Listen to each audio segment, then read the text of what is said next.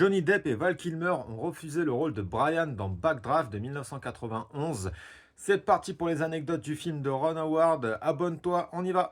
La bande-son de la scène finale, composée par Hans Zimmer, n'apparaît pas sur le disque du film. Elle est disponible seulement dans l'album Passion et Accomplissement, une rétrospective de 20 ans des bandes sonores du réalisateur Ron Howard. Pour renforcer le réalisme du film, des vrais pompiers de Chicago ont été engagés pour jouer les figurants, et le personnage joué par Robert De Niro est un vrai enquêteur de Chicago sur les incendies.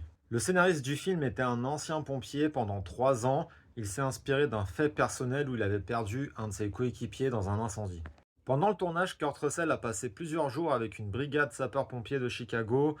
L'idée, c'était vraiment qu'il s'incarne, qu'il s'imprègne de son personnage. Un caméraman a filmé avec une tenue inifugée, et ce, au cœur des flammes, pour une immersion encore plus profonde dans le film. Kurt Russell et William Baldwin ont effectué pas mal de cascades eux-mêmes, ce qui a vraiment impressionné le coordinateur des cascades.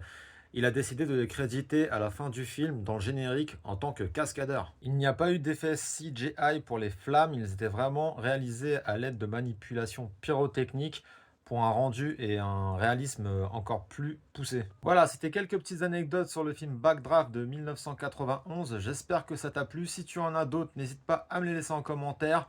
En attendant, n'hésite pas aussi à t'abonner à ce compte pour lui donner plus de force. On se dit à la prochaine. Ciao!